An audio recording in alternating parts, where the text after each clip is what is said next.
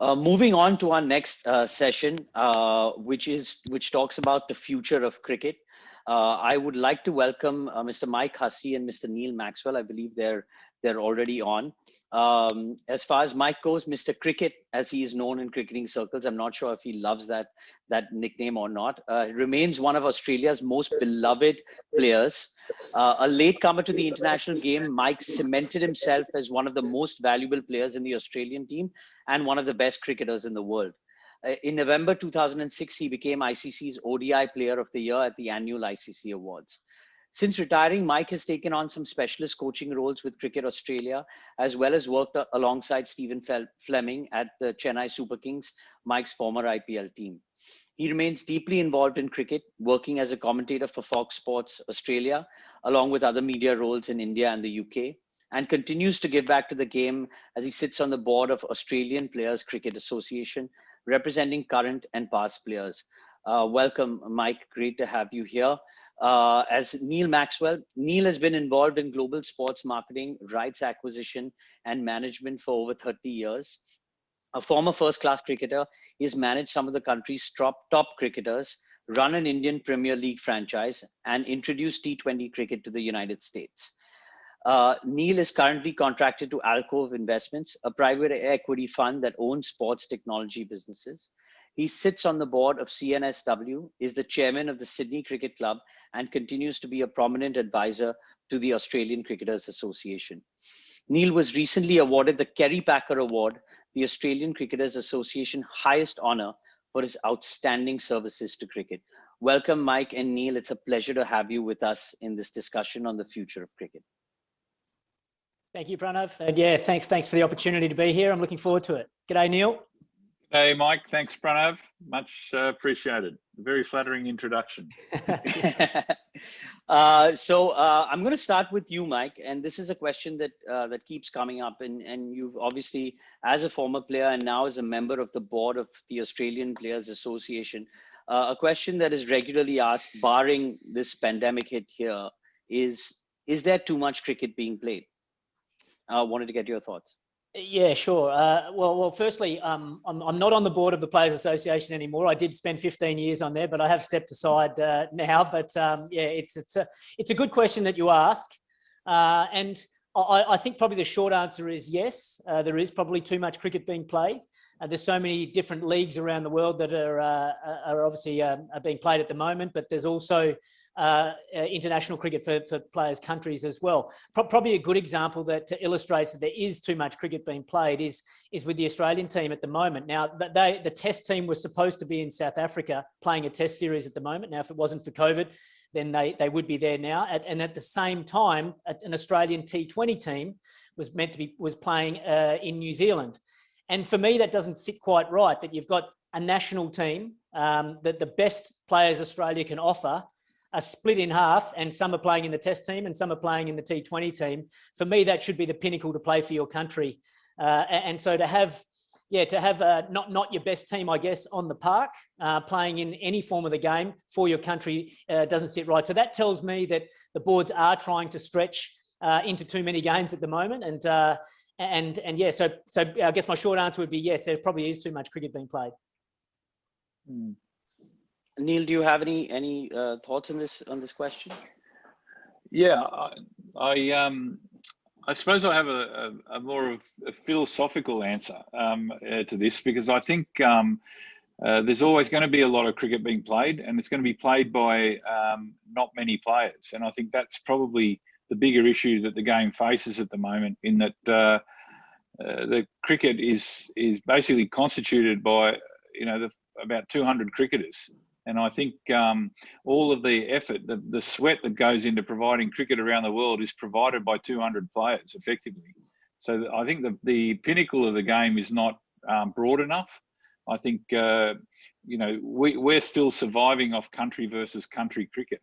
And we're 150 years old in that regard, whereas every other major sport in the world survives off club or franchise-based cricket, sport, competition. And I think cricket's got to look at itself. It's got to have a 30 to 40 year plan of how it's going to spread that base, and in so doing, take the pressure off a handful of players to play all the games and provide all the revenue for the game. Right. So if we're talking about a transformation, it kind of leads me to a question that I was actually going to ask later, is that if there is too much cricket being played, are there too many formats in the game? Is there room for the ending of one of the formats? I mean, we have Test cricket, ODIs, and T20, and going ahead, do decisions and choices need to be made to reduce one of them? And that would be my assumption would be ODIs. I'm happy to start on this one, I guess. Yeah. From my point of view, I still think there is room for the three formats of the game, being T20, 50 over cricket and Test cricket. And the reason for that is I believe T20 cricket is a great way to introduce the game to new people that haven't played the game before, to young families, to young boys, young girls, to get them to fall in love with the game. And then we can slowly introduce them to the other formats of the game. It's a big jump from a player's perspective to go from playing T20 cricket to sort of skip 50 over cricket and go up to playing in a test match or something like that, or a longer form of game. We're already seeing that maybe some of the players around the world, that the techniques and the mindset of the batsmen aren't able, or they're not able to bat for long periods of time and to show their proper techniques to bat long periods of time like what you need in test match cricket. So I still think there's a role for that 50 over game to help the players' development, to help their with their basics, and they have to do the basics and have their basic techniques in good working order for longer periods of time, certainly than a T20 game. And then it can help them prepare them, hopefully to do sort of more consistently in the test arena as well. Plus, I think the other side of it is that cricket boards around the world are still keen for 50 over cricket to continue. And the reason for that is because they make a lot of money out of 50 over cricket. The TV broadcasters love that the games go for 8 hours a day. So they've got 8 hours of content to put out there. They can sell lots of, advertisements and things through that time, which obviously generates money for the game as well. So I think while it's still financially viable and making money for those boards, I still think they'll be looking to support 50 over cricket. And then also from the playing perspective, I think it's a nice bridge. We don't want to have just T20 cricket and then you've got the longer form of the game. I think the players will find it better to be able to adjust to the different formats of the game if there is that sort of 50 over game in the middle. Neil? I add to that. I think three formats is fine. And again, what Mike, the example Mike gave earlier, I think is an important one, that the Australian Cricket Board or Cricket Australia have had to spread the number of players that are representing the country in order to accommodate two formats at the one time. I actually think over time that's healthy. But I come back to the point that I think that countries should come together to represent countries on special occasions, and that should be ICC World Cups. Otherwise, and maybe test, and obviously test cricket.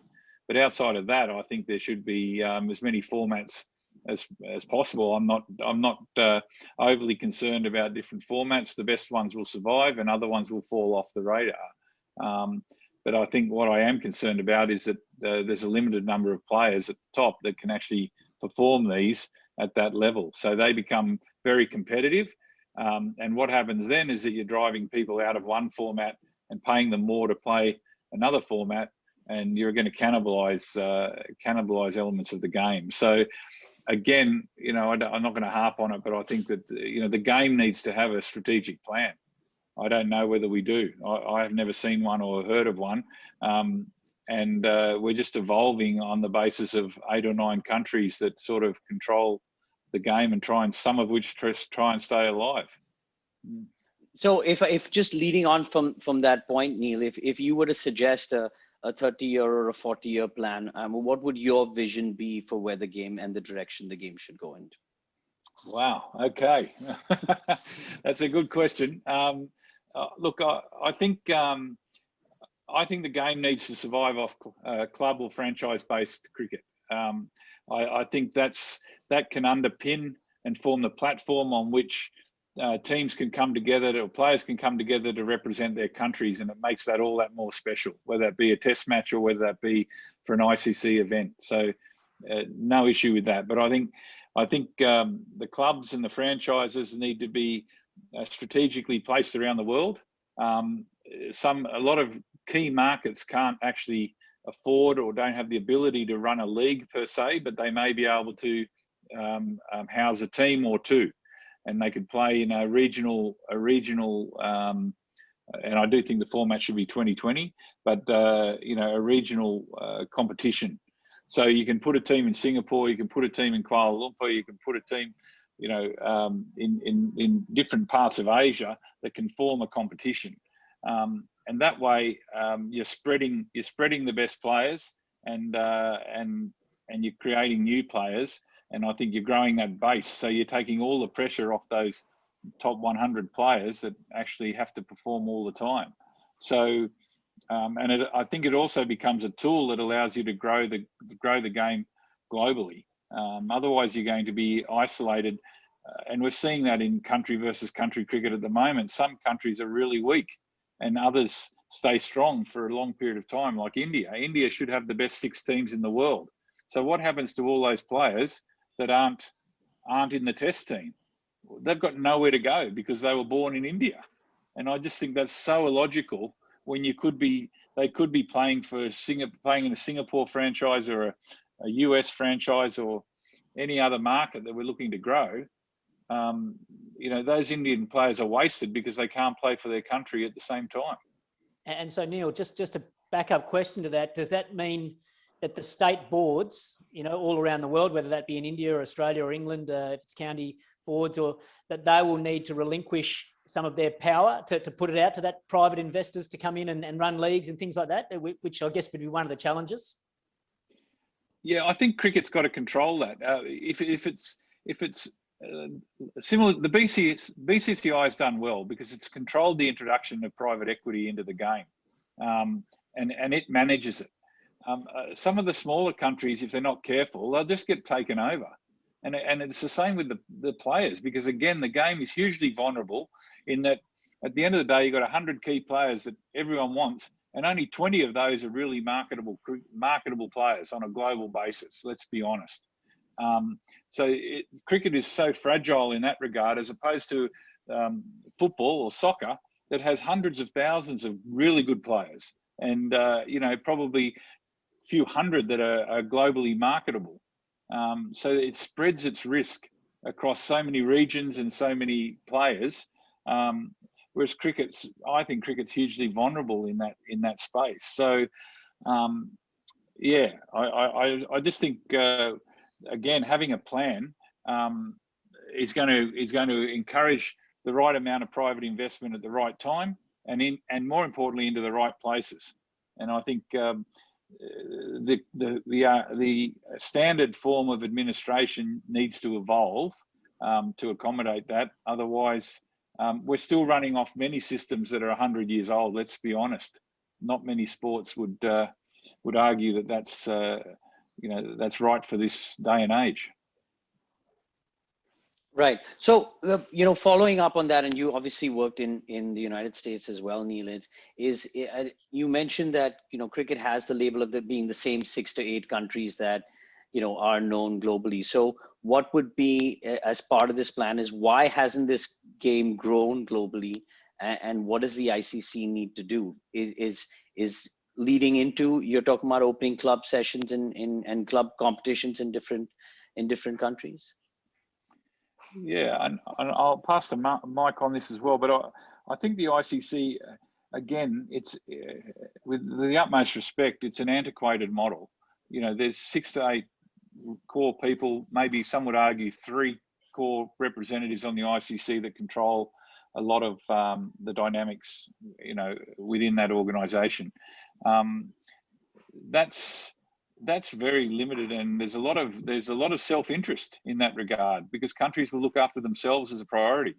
I just think there needs to be an independent view of the game and how you want to grow it. If you truly want to grow it, you're not going to grow it organically by trying to, put a cricket team in China. You need to put an infrastructure in place, and you need to make step changes. And I come back to that point. That's not going to happen through the investment giving each country $300,000 to operate. It needs to be injections of private equity in order to make a step change within those structures.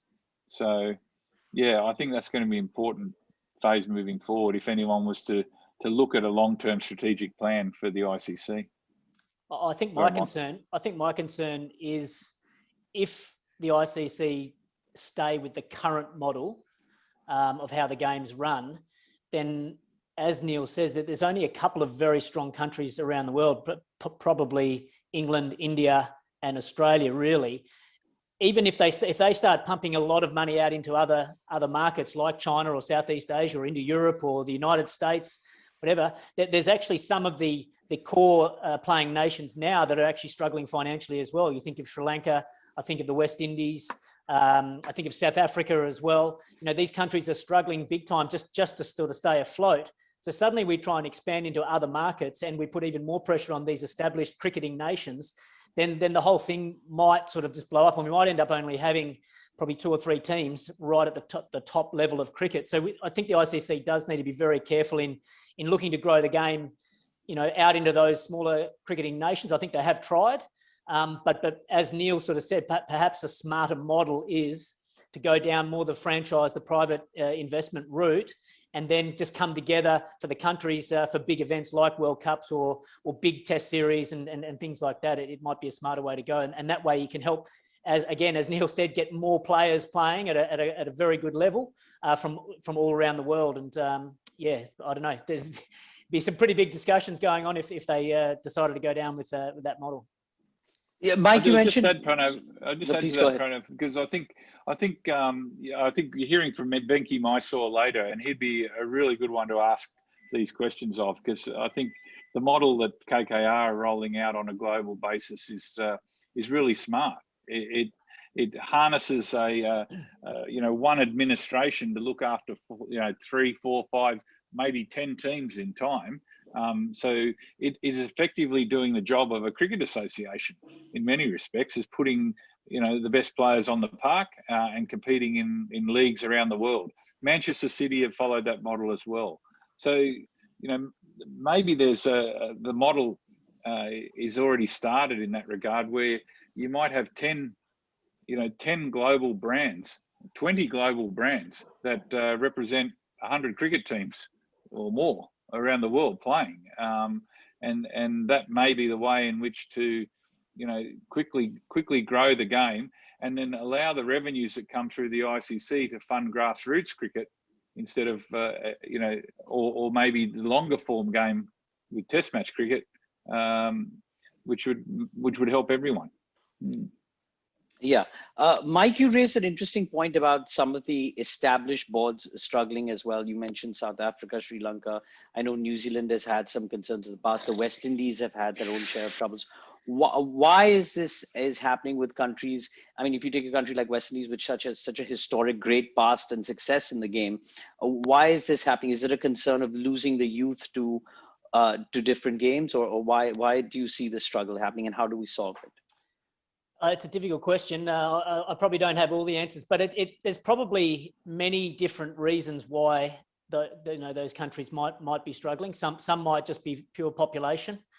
Some might be the systems that are in place. I know, say for the West Indies, for example, the structure underneath the test team, with the first class facilities, the first class teams, the competitions, perhaps weren't as strong or as well funded to get to really develop the players to be able to come up to play for the West Indies. There might be, just as I said earlier, with the just a smaller population, hard to get the revenue in, hard to get the sponsorship dollars in, hard to get the TV rights, etc. I'm not exactly sure on all what the exact reasons are, but they're probably unique for each different country that is battling. And there's probably a myriad of problems. I don't know, Neil, you probably have a better insight than I on maybe why those countries might be sort of struggling from a financial perspective.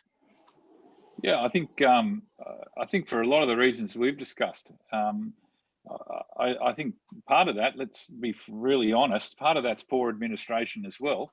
That the monies haven't been put in the best places, or even arrived at the right places throughout recent times. So some countries are failing for that, but there's also the issue of societies are changing. The game needs to adapt to accommodate changing trends around the world. One of the beauties of Test cricket is that it's evolved within itself, and Mike could be the best one to talk about this, but the way the game was played 20 years ago is completely different to the way it's played now.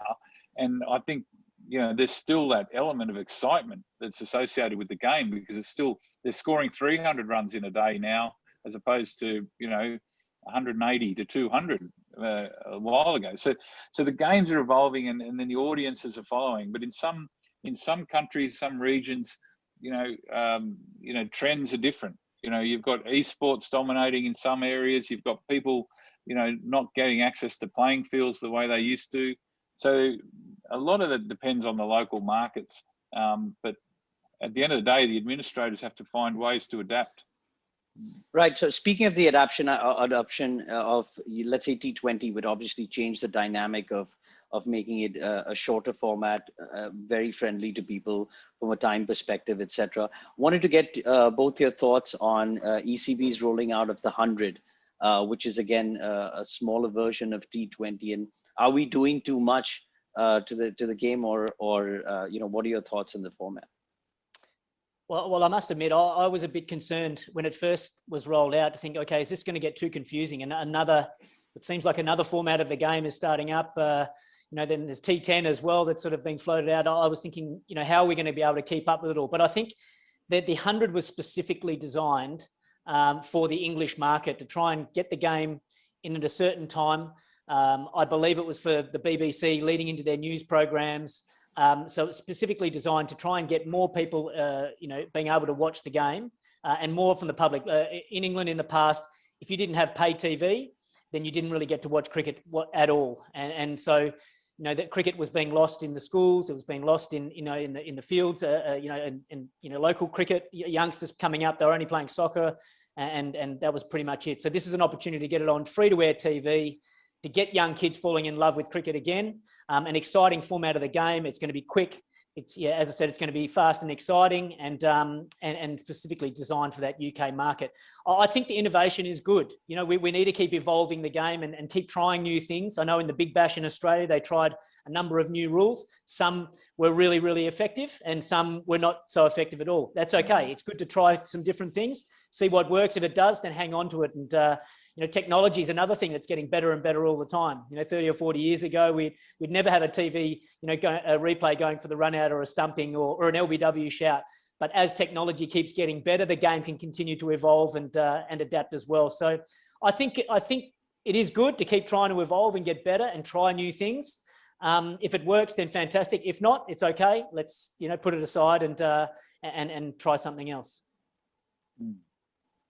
Neil, anything to add? Yeah, I agree. I agree with Mike there. I think it'd be foolish. It'd be foolish to say that the game shouldn't evolve. You'd still have people playing at cricket grounds with no signage and no lights and no 30-metre circles and no one-day cricket and no 2020 cricket if it hadn't evolved. So I think we need to continue along those lines. Again, to my last point, being conscious of what the market wants, and the market now, at least we've identified that the market now is men, women, and children, as opposed to probably a few decades ago where it was basically men. So I think we need to adapt to suit that and grow that audience. So for the sake of the game. So speaking of the evolution and a few rules and rule changes that I would love to get your views on, the substitute. I mean, people argue that in cricket, it maybe then you have two sides. You have a bowling team and then you have a batting team. So substitutes shouldn't be involved. But moving maybe to a more football, soccer type thing where you have three substitutes, would love to get your thoughts on something like that. You guys.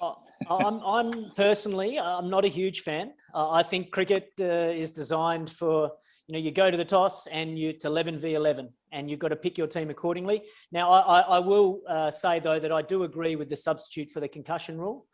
which Right. has just sort of come in. You know, I think the player safety is paramount, and if someone unfortunately does get hit and is concussed, then I think that's fine, that player could be replaced. But maybe I'm a bit slow in adapting and evolving, and maybe that is the way of the future, is to you know, be able to substitute and use strategy to when you know, inject certain players into a game. But I just like fairness, you know, from the start of the, you know, at the toss of the coin, this is our team, this is your team, let's go head to head and try and win the game. Now, as I said, maybe I'm a bit slow, maybe I could evolve and say, okay, yes, this is our 11, but you know, you've got 3 substitutes, and they've got 3 substitutes, and then a bit more strategy comes into it about when we use them and how we use them. So maybe that's something that I could warm to over the years, but as it stands at the moment, I love the game how it is, where it's 11v11, and let's go head to head, and whoever comes out on top wins. Yeah, and I think that's part of the charm of the game as well, that you have to adapt. And cricket's played over such a long period of time. You know, even a 3-hour 2020 is played over a long time compared to a football match. That there's time to adjust, and I think I agree with Mike. I just think bringing players in and out of that degrades that somewhat. I've stressed this by saying too, I should have said this up front, but I'm still very much a traditionalist, even though I'm talking like some rogue marketer. I love the game, and I love Test match cricket, and long may it stay.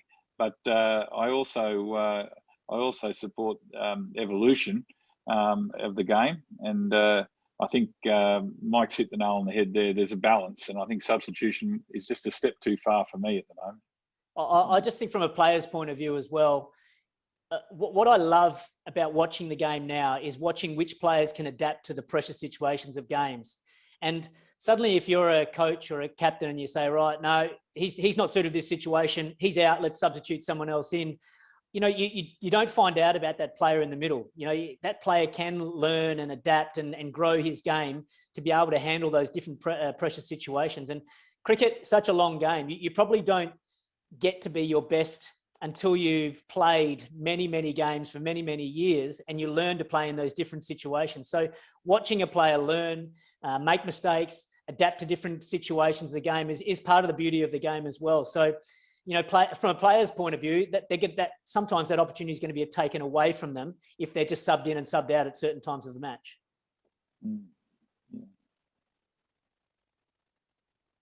Sorry, For my next question, and I think I know the answer just based on what I just heard. What about 4-day test matches? I know that was a proposal for the ICC a couple of years ago. Or you just want to scream at me right now for asking that? Go for it, Neil. No, I'm with you. I think I think 5 days are fantastic. I think we've seen a wonderful test series. I think you know, it's creating such a healthy rivalry between Australia and India. The quality of the cricket that's been played, and I think the excitement that came from that series, and it was based around 5 days. If it was 4 days, I think the players would be exhausted trying to squeeze it all in. The intensity of those 5 days, you know, it just needs to be drawn out to that extent. And I also think, you know, the wear and tear on the pitches. We didn't get it right for this series. Normally by the 5th day, the pitch should be deteriorating a bit more, and that wasn't the case. Maybe not as much as Ahmedabad, but but it needs to be deteriorating. So the 5 days is about right for me. And I'll pass that to the man that should know far more about that than me. No, I'm in agreement. So I like 5-day cricket. I think if it's brought back to 4 days, then teams, you know, in a lot of ways are made to contrive a result. If you lose some time due to bad weather or to bad light or whatever it may be, then, you know, you start seeing teams declaring early and then trying to set up a game here. There might be some more declaration bowling, and it's not pure, tough, hard test cricket. Test cricket's played over 5 days. As Neil said, deteriorating conditions. It tests you on so many different levels. It tests you mentally, physically, technically, tactically, and it's the toughest, hardest format of the game. If we're trying to push it together, you know, make it shorter, I feel as though the beauty of Test cricket is somewhat diminished. It'll still be a good game, no doubt, but I feel as though maybe outside of India and maybe other parts of subcontinent, the spinners will be taken away out of the game a little bit as well, because as Neil said, you want those pitches deteriorating over the 5 days, changing their nature for the spinners to come into play. In my view, the perfect Test pitch would be a little bit of movement for the fast bowlers on the first day, difficult for batting. Then day 2 and 3, the pitch flattening out, be excellent for batting conditions. And then into day sort of 4 and 5, the pitch really start to deteriorate, and the spinners and the fast bowlers, with the ball keeping low, batting becoming more difficult again. I think for me, that's the perfect Test match. So I'd like to see that sort of continue for as long as possible. Well, it's an interesting point in the pitch, and as for Ahmedabad, Neil, it didn't reach day 3, so we don't even know what day 5 would have looked like. And now, interesting point in the pitch, Mike. You talked about what the perfect pitch would be, and there's always a debate among fans that if we travel overseas, all the pitches are curated as per the benefit of the home team and vice versa. How does that? Should there be a more standardized format to level the game field for playing home and away? No, not necessarily. I think each country can have its own home ground advantage. I think that's healthy. And you just don't want it going too far. Like some of the pitches we've seen in those Test matches against England, India, that's probably going a bit too far in my book. We always know coming to India, the pitches are going to turn. Coming to Australia, there's going to be some pace and bounce. Going to England is going to swing and seam a little bit. And as a player, that's what you want. You want to go to the different parts of the world and learn how to play in those different conditions. I can assure you, the first time I went to India, I had no idea whatsoever how to score any runs. But then, you go a second time, you go a third time, and you start to learn how to make runs, in those foreign conditions. And that's one of the great things about being an international cricketer. So I think each country should have its home ground advantage. I do believe there needs to be, almost a regulator there just to make sure it's not going too far. But I'm sure players, I'm sure this last Indian team coming to Australia, on some faster, bouncier pitches and having success, that will give them enormous pride going home to their home country, knowing that they can score runs or take wickets in conditions that are foreign to what they're used to and brought up on. So I guess that's my view on it. Right. Another question that I wanted to ask both of you is beyond the 6 to 8 teams, where do you see the next, which countries do you see as the next big teams that are coming up, and where you've seen development or you've seen that growth? I know the World T20 involved more teams in the last 2 formats. So any thoughts on which countries where you're seeing development? Yeah, I'll start. So, look, there's the natural development that will take place. Afghanistan have got real potential. Bangladesh, no doubt. But there's something wrong with the model where a country craves to be identified or recognised as the ability to play one-day cricket, and recognised as a Test match nation. But by staging a match, they lose £500,000, and that's the case of Ireland. There's something completely illogical about that. So I just feel that the ICC needs to look to grow the game, but again, I sound like a broken record, but trying to do that through country versus country. I mean, what have we had? We've had Afghanistan and Bangladesh come into the Test playing nation, and now Ireland in the last, 30 years, 40 years? I don't know. So, it's going to take, a few hundred years to try and get 20 Test match cricket teams at the rate that we're going. So I do believe there's got to be a quicker way. I do believe there's a lot more money in the game now, so we should be able to fast track it. There's a number of private equity firms that'd be very interested in and individuals in owning teams.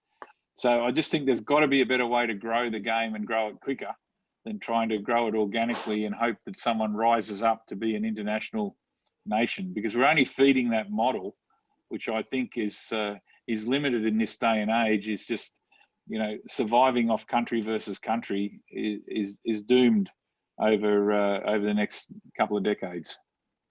And you see this as T20 being the format that leads us in that direction? I do, or T10 in time. I think T10 maybe, it depends whether we can get something in the Olympic Games that'll help fast track that version of the game. But yeah, I just think there's got to be something that's short and sweet and high energy and high impact that can help grow our game on a global basis. At the moment, I just think we're too regional and too self-interested. Right. I'm just going to take, sorry, Mike, go ahead. You wanted to add something there? Not really. I think probably administration's probably the key. Countries that are administered very strongly, like for example, I thought India should have been the best team in the world probably 15 or 20 years ago, just with the sheer population of the country, but they didn't have their house in order underneath, the administration and the structure in place for the best players to be able to grow, develop and get to the top level. But now they've got their administration in place, and you're seeing the rewards of India now dominating in all formats of the game. And they should, in my view, dominate for the next 100 years, just through the sheer population of players. So now that they've got the administration. So of the other countries that are developing, I don't know what their administrations look like underneath, but I think if you've got a very strong administration underneath and a good structure in place, then I think you give yourself every chance of success moving forward. Pranav, can I just add to that? Because I think that's a really good point. Look at what the IPL has done for Indian cricket. It's fast-tracked it in so many ways. Without being too dismissive, I would say the Australian team of 15 years ago probably found India almost an easy beat team, especially when it came to Australia. Now look at where it's evolved to. You've got these amazing cricketers. You've got such depth of player. You've got this resilience that now I think is second to none in the world. The players are putting up with so much, pressure on the cricket field and overcoming these obstacles. And I think a lot of that's due to the fast tracking of learnings through the IPL, the mingling of cultures and the ways in which people play the game, the adoption of certain skills and learnings that have happened during that process. And that's flowed into the administration, like Mike said. You've got people from outside the game, and I'm not just, there's more than Venki Mysore, but he's just one in particular who's a leader of, who's been brought into Indian cricket, who provides a different skill set. And the game in India is seeing the benefit of that. And I really commend that evolution, because it would not have happened organically. If we're 15 years on without the IPL, India would still be easy beats in Australia, I'm sure. Right. I'm going to take some questions from the audience. Some may be related to the future, and some just maybe general questions. So one question to you from Sai Gautam: do you feel the umpire should have a bit more freedom while making decisions rather than following the rigid and congested rules? So the umpires are kind of on the spotlight now with the television cameras all over the place. And is there anything that would change in terms of and there were some recent decisions in the India-England T20 that Indian fans weren't too happy about. So any thoughts on umpiring and how that is evolving? You want to go, Neil? I'll go first. I think the technology is excellent. I think the players, and Mike can comment on that, but I think the players feel safer and in the knowledge that that there's more consistency through the use of technology. I think the umpire should see it as a support and complementing their decision making, and not as a threat. That's my high level view. Yeah, I echo those views as well. The technology is there to help the umpire and to get more correct decisions. At the end of the day, that's what we want. We're talking about players' careers and livelihoods, and you want to get as many correct decisions as possible. I still think it could be sharpened up and done more quickly and more succinctly, and hopefully the technology can get more accurate as well. I know India was one to hold off from the technology for a long period of time, and I think the reason behind that was because they were questioning how accurate it actually was. So, but as it continues to get more accurate, then I think it's got to be there to help the umpires to get as many correct decisions as possible. Right. Mike, this one's for you, not related necessarily to the future of cricket, but India or New Zealand, your prediction for the World Test Championship final? Oh, it's a tough one. I think this is IMC. Be careful with your answer. Can you just tell me what time of year is that game being played? In the next few months, in the middle of summer. Middle of summer. Of the England summer. Yeah, if it had been early in the summer, I might have tipped New Zealand because, you know, the English conditions early season can really swing and seam around a lot, which would help the New Zealand bowlers, and they're used to playing in those conditions. But the later in the summer it gets, and if the pitches can dry out and get good for batting, and maybe the spinners might come into play, then you'd have to tip India to probably start favourites. So the later it is in the summer, probably India become stronger favourites in my view. Right. Sorry, go ahead, Neil. You had something to add? No, I was just saying, if that's a 5-day test, I would suggest, because it's a one-off test, they should make sure that whatever happens, they get 5 days of cricket. If weather intervenes, I just think they should keep playing like the old days. Right. Well, hopefully it'll be a good competitive match. The other question was from coming for engagement to keep fans involved. I know the West Indies a few years ago talked about how they're losing younger fans to sports like basketball and athletics. What, if you were to recommend a few changes to the Test game to get more fan engagement or to keep games more exciting, what would that be? I wouldn't be looking to change the Test game too much. I think that's the role of T20 cricket, maybe T10 cricket as well. That's the role to try and get kids to fall in love with the game, boys and girls, young families. You know, I can only speak from Australia, but there's a lot of competition from other sports, soccer, basketball, tennis, golf. You know, you name it. You know, there's so many opportunities for kids to play whatever they choose. So to have a game that's fun and exciting and short, like T10 or T20, to get them to fall in love with the game and get as many people playing cricket as possible, I think that's got to be the goal. And T20 and T10, that's the vehicle for that in my view. So I love Test cricket the way it is. I wouldn't be looking to change too much. Yes, we can always evolve, and as the technology gets better, can maybe use that more effectively. But it's still that the basics of the game are still very strong, and it's a fantastic game. Nothing to add there. I support that. Okay.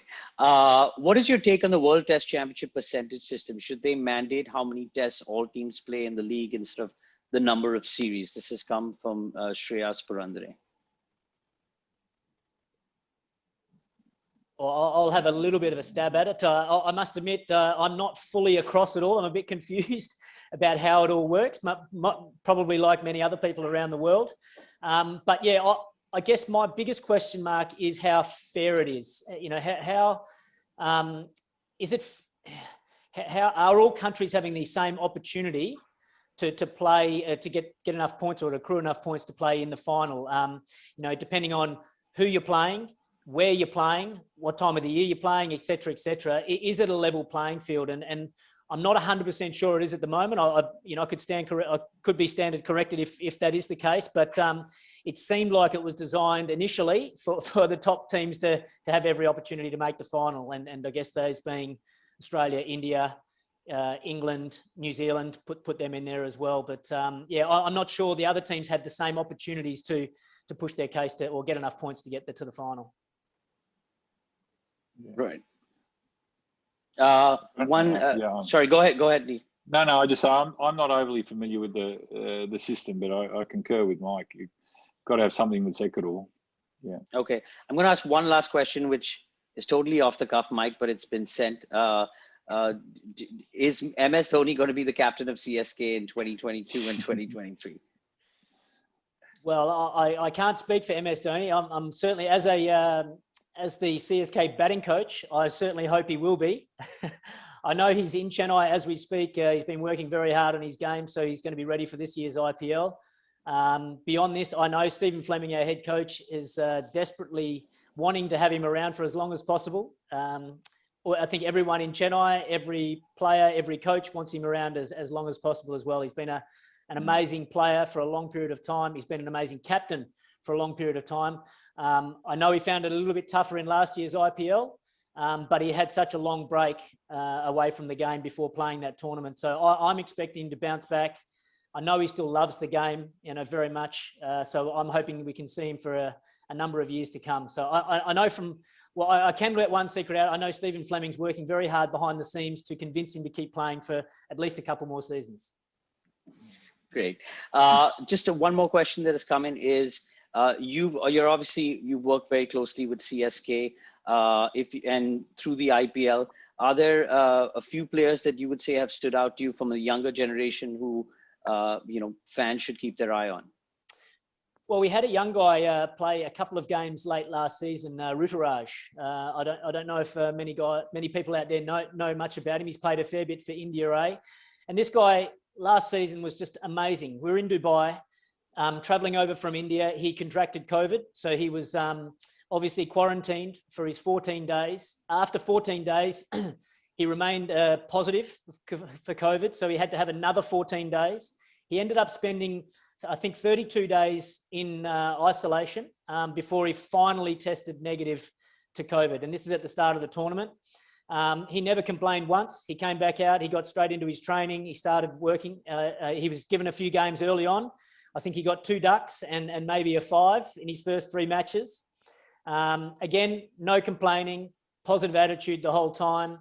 He went away, kept working, and he played the last 3 matches of the season, and I think he got 2 man of the match, performances at the end there. A wonderful young kid, a great attitude towards life and a great attitude towards the game, and he's a fantastic talent as well. So I'm really hoping that we can see the best of Ruturaj for this upcoming IPL. I'm sure he'll be given every opportunity, and he certainly looks a beautiful player to watch. So he's certainly one to watch for the future. Great, thanks. I've got a whole bunch of questions coming in, and I'm just going to, so I apologize if we're going slightly longer, but one question that has come in: do you think the toss factor should be called off and let the visiting team make their choice directly in a test format?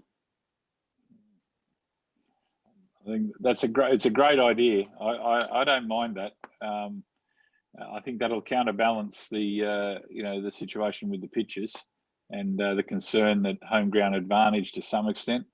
I know they tried it in. Are they still doing it in county cricket, Huss? So I think they tried that, didn't they? I don't know how it went. Yeah, I think they have trialled it in county cricket. To me, I think it's probably a good idea, but it's a little bit sad in the same respect that we're getting to this stage where teams are, going too far in, presenting a pitch that favours their team so much that we have to even consider this.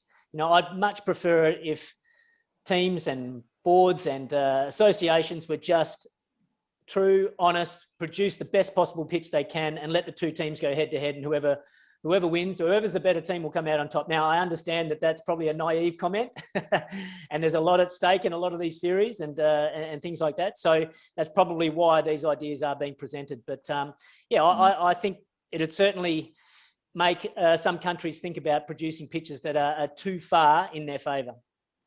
Right. Yeah. So I'm going to, it's last question, and then I'm going to wrap it up and get your parting thoughts. Your views on the rotation policy, for example, England was using these days to keep their players mentally and physically fit. Well, yeah, I must admit, I haven't been a fan of it. I want, and certainly as a player, I wanted to play every single possible game I could for my country.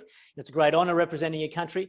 But as we've sort of touched on throughout this discussion, with the volume of cricket being played, and now you're throwing in the bio bubbles that each player has to be involved in, it's impossible to be physically and mentally anywhere near your best for every single game of cricket. So you have to have some times out of the environment where you can freshen up physically and mentally. I certainly feel for a lot of the Indian players at the moment that they've come from the IPL last season in a bio bubble where they're not allowed to leave the hotel at all. They've played a tough, intense IPL season. They're flown straight to Australia.